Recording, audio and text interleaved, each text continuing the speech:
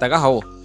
呢次呢，我哋同大家嚟到我哋一個施工嘅工地，同大家介紹下我哋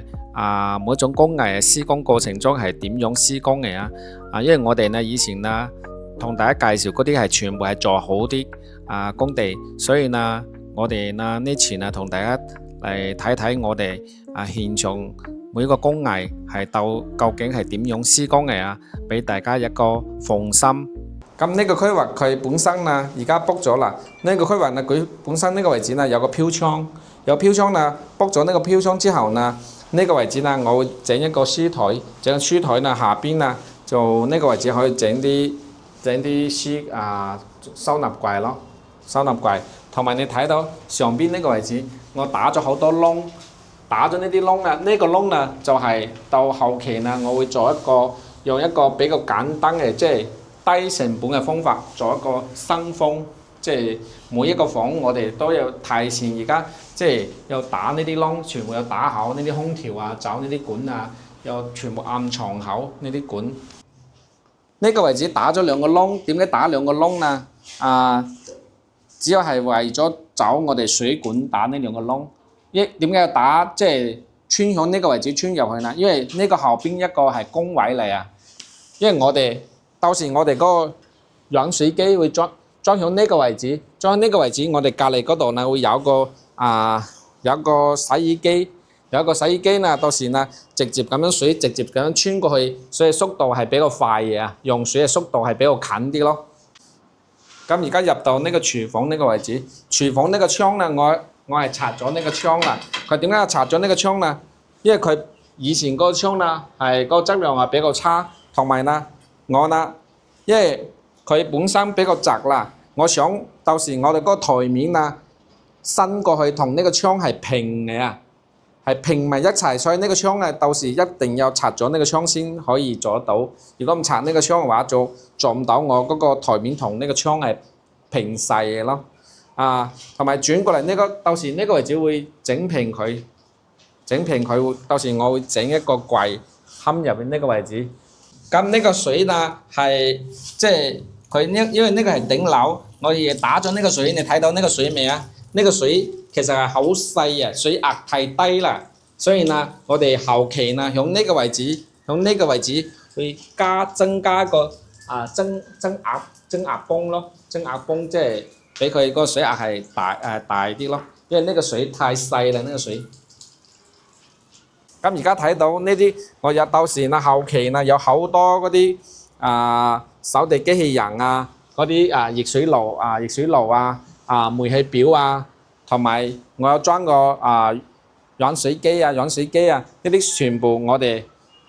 會提前安排好呢啲設備，找好呢啲電同埋呢啲排煙管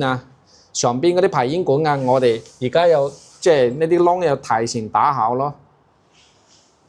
咁呢個位置而家係廚房係等佢 book 晒之後呢，佢呢個係開放式嘅啦。開放式到時呢個位置會整個中島，到時後邊會有一個烤箱呢個位置，整個烤箱呢個電位已經留咗啦。一般烤箱嘅電位嘅話，會留響上邊嘅高位，所以而家留好呢個電位啦。咁而家入嚟呢個位置，佢本身佢嗰個呢個係佢嗰個工位嚟點解我騰咗呢個位出嚟呢？到時我呢間房嘅門又移過嚟少少。點解要移過嚟少少呢？因為我經呢個大門直接對住呢個門咯。你而家睇到呢個位置啦，佢本身有好多條管嘅。我哋點解可以拆到呢個管因為呢層係一個頂樓嚟一個頂樓就可以拆咗呢幾條管因為佢上邊冇嗰個排污排水啦。但係佢仲有一條氣管，嗰條氣管係排氣嘅。嗰條氣管我哋又改成呢個位置，可以改咁樣走上嗰個天花咁樣穿上去，改一個細嘅管，咁樣呢個空間可以差唔多可以慳咗30公分出嚟啦。佢以前呢個管如果包咗呢3條管嘅話，最起碼出嚟30公分先可以包住呢幾條管，所以我哋又改細呢個管，改細之後佢呢個淋浴區到時會比較大咯，咁樣咯。仲有嗰個我哋後邊會裝一個嗰個浴把，嗰個浴把而家打好呢個窿啦，打好呢個窿同埋呢啲排風啊，全部打好呢啲窿，同埋做好呢啲電閘。咁呢個係紙行房嘅衛生間都係一樣啦。呢個都係到時係用玻璃係做，玻璃係圍住呢個，係顯得呢個空間係大好多。咁移過嚟呢個位置都係一樣，呢幾條管啊，佢有3條管咁樣直接上嚟，我都係全部拆咗佢，因為佢呢個係頂樓係，所以呢唔需要上邊唔需要排污啊排水啊嗰啲啦，所以呢直接改成呢個氣管，改呢個位置暗上去，咁樣做慳咗30公分嗰個地方，咁你呢個淋浴區就大咗好多啦。佢嗰個梁呢，基本上呢每一條梁呢都非常低啊。你睇下我哋後期點解用，即係點樣用嗰個天花可以處理呢啲梁位咯。因為我頭先度咗佢個梁位呢，基本上呢佢落嚟呢個位置呢條梁呢落嚟呢，基本上呢差唔多有50公分啦。所以呢如果加埋嗰個鋪磚嘅話，佢呢個應該好矮嘅，所以呢條梁呢，到時我哋後期點解睇我哋天花點樣優化呢個梁即係做出嘅效果呢？即係睇唔出呢個位置有條梁咁樣咯。咁你而家睇到呢個位置係一樣係卜咗呢個飄窗啊！卜咗飄窗之後呢，我發覺有個新嘅問題，就係呢個係呢幅牆呢，其實佢係斜嘅，係咁樣係斜出嚟啊！你睇下我而家度咗呢個位置啦，佢基本上呢，佢呢個開貨箱啦，做呢個牆啦，斜得最起碼有5-6公分嗰個斜度嘅，所以呢，到時呢，我哋呢個位置會整平咗佢先好睇。如果唔整平咗佢，佢有個大小口咁樣咯，唔好睇。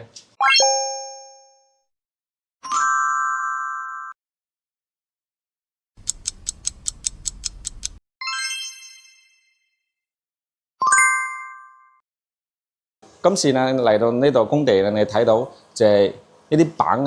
已經全部嗰啲木工已經做完啦。點解我哋啲牆身你睇到而家牆身全部封咗呢啲板就係我哋以前即係彈咗嗰個錢之後即係發覺呢個牆身有好多唔直嘅地方，所以我哋用呢啲板嚟即係走平歸風，即係你睇到我哋呢啲直角呢啲邊全部係慳咗呢個鋁合金嘅同埋上邊呢啲邊全部都係鋁合金邊嚟如果你唔做呢啲歸風走平嘅話，到時佢出嚟嗰個牆身嘅話，有好多嗰啲即係陰影，有好多唔平嘅地方。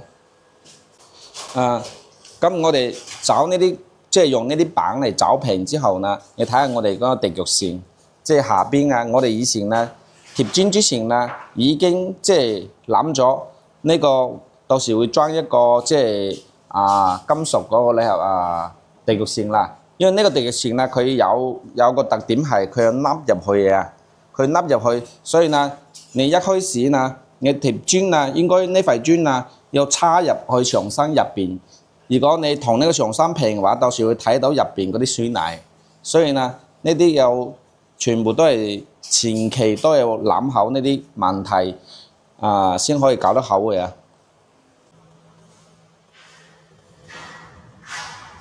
你而家睇到呢個位置，我哋係掛咗個網嘅點解要掛個網因為佢兩塊板之間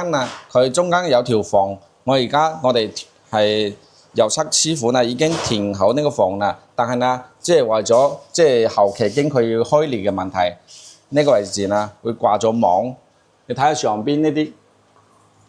條縫係我哋特登係撈呢條縫出嚟。點解要撈呢條縫出嚟呢？因為我哋為咗嗰個設計嘅效果，就係即係好似係天花同嗰個地面佢有一個即係現貨嗰個感覺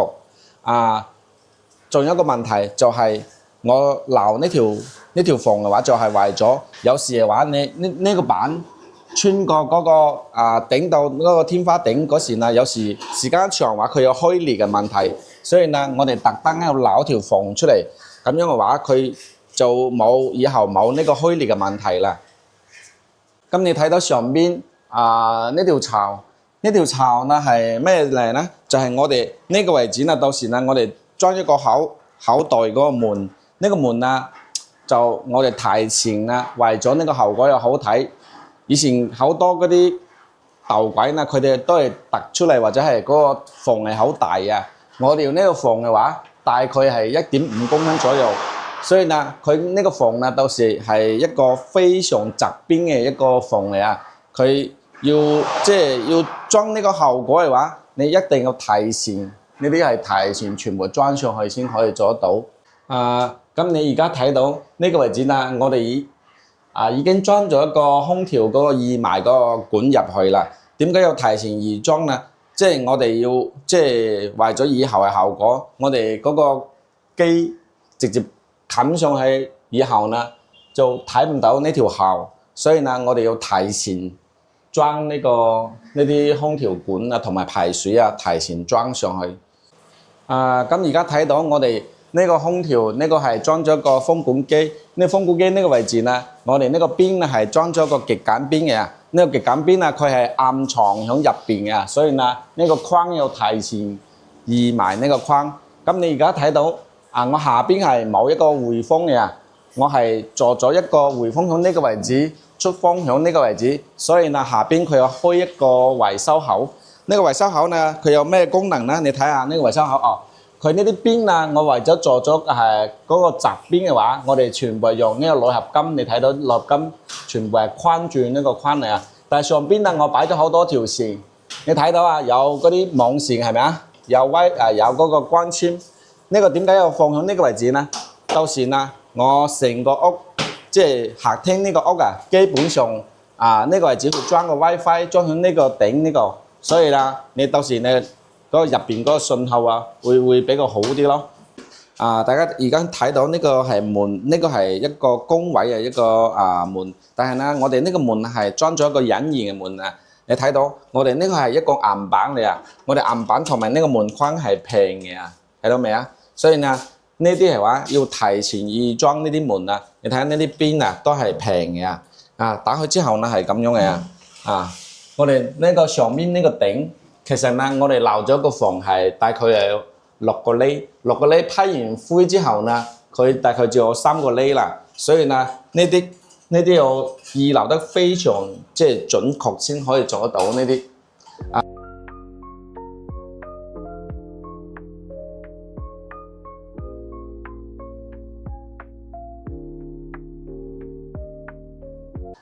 咁你而家入嚟呢個位置係我哋衛生間嘅位置。你睇到上邊有2種板，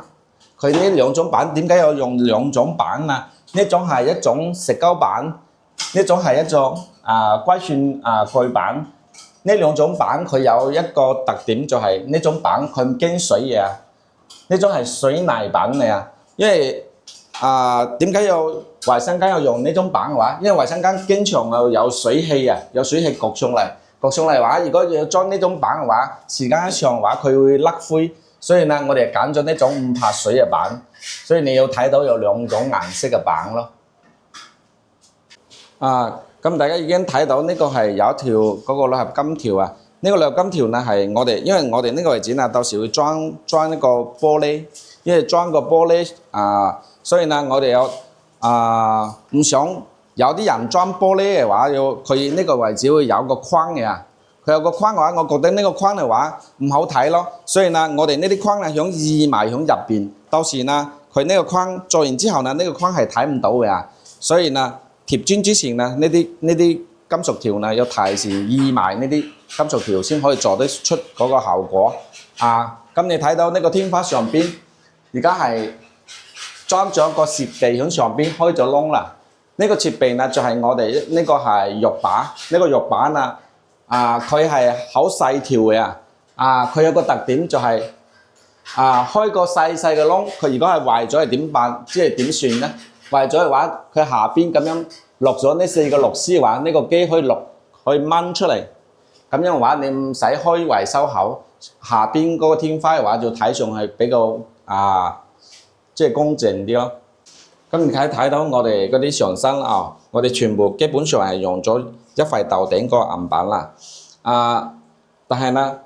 我哋嗰個呢個沖涼嗰個花灑全部係用咗義賣嘅啊，睇唔到嗰條管嘅啊，所以呢要提前裝埋呢啲配件，有好多業主要擔心，即係啲義賣呢啲，如果係壞咗點算呢？如果壞咗嘅話，佢基本上水管係唔會有問題啊，因為入邊呢個水管一般係一條過冇咩問題啊。壞嘅話就係入邊呢個配件會壞，所以呢個配件啊，佢呢個有個維修口，所以佢有個維修口，所以直接如果有問題嘅話，即係拆咗呢塊嘢嘅話，掹出嚟就 OK 啦，就可以咁樣維修啦，所以唔使擔心呢個問題啦。咁你而家睇到大家睇到呢個係我哋一個飄窗嘅，呢個飄窗呢，呢個邊啊好窄㗎啦，因為我哋呢找咗龜峰之後呢，我哋為咗呢個邊係直嘅啊。所以呢，下邊係封咗板，即係拉直佢嘅。佢原本呢個位置呢，佢有個2-3公分嘅嗰個叉，即係有個大小頭嘅。但係呢，我哋用板找平之後呢，我哋要提前裝咗呢個飄窗嗰個石，嗰個石頭呢，我哋為咗同個牆，即係同個牆呢個牆面係平嘅，所以呢度係坑咗一個金屬條。呢個金屬條嘅話，到時油咗油膠，即係呢個二膠漆之後呢，佢呢個變成呢個白色嘅咁你而家睇到上邊呢條防喉，基本上呢，我哋全屋呢都係用咗一個金屬條，全部找通呢個金屬條。點解要找呢條防呢？就係我哋為咗驚佢時間一長話，驚佢同呢啲磚不同嘅材質之間嘅對碰嘅話，佢有一個虛裂嘅問題，所以呢，我哋用咗一個金屬條同呢個即係呢個石膏板同呢個磚之間做一個虛裂，咁樣嘅話，佢睇唔到呢個虛裂嘅問題咯。你睇到所有基本上呢啲全屋呢啲全部都係找咗呢個金屬條用咗呢個金屬條之後呢，又批咗灰之後呢，佢做一個效果嘅話，就係你睇到全屋呢啲係好似有個呢個頂好似係飄上去嗰個感覺咯。咁你睇到上邊呢個位置用嘅呢個係裝咗3個燈，呢3個燈呢全部都係有義賣嗰個框上去啊。呢啲係全部係用嗰個智能燈嚟啊，同埋頭先講咗呢個煙感同我哋燈係到時係同一條線嘅。而家又睇到呢個位置呢，佢有2個窿係咪啊？呢2個窿係有咩用嘅呢？就係我哋為咗以後呢，就係我哋嗰個空調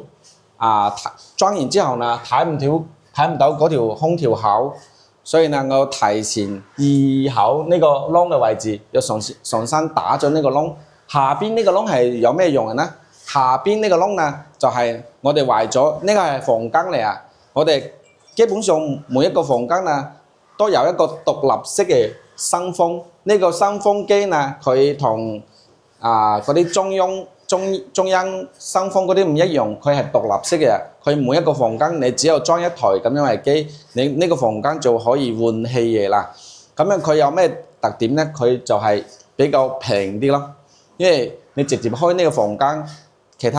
如果你其他房間冇人嘅話，唔需要開，直接開呢個位置嘅話，咁佢要比較平啲，同埋佢呢個窿係比較大啲。以前嘅生風機基本上佢係7.5嘅，呢個係110嘅，所以呢個通風嘅效果會更加要好啲咯。咁而家你睇到呢個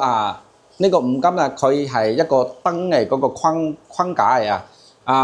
佢呢係一個義賣件嚟你睇下個呢個邊係嗰個突出嚟嗰個邊係好窄邊嘅，係咪以後呢呢個係我哋義賣響天花入邊係咁樣嘅到時咁樣裝上去之後呢，呢啲邊係批咗灰之後呢，就睇唔到呢個大嘅面啦，就直接睇到呢個比較窄呢個框邊，咁樣出嚟個效果係非常好嘅咯。咁而家我哋睇到我哋批灰嗰個材料啦，我哋材料呢分好多種嘅，呢種係一個係就係嗰個白膠呢就係我哋補呢啲縫補啲縫用呢啲個膠要用呢啲膠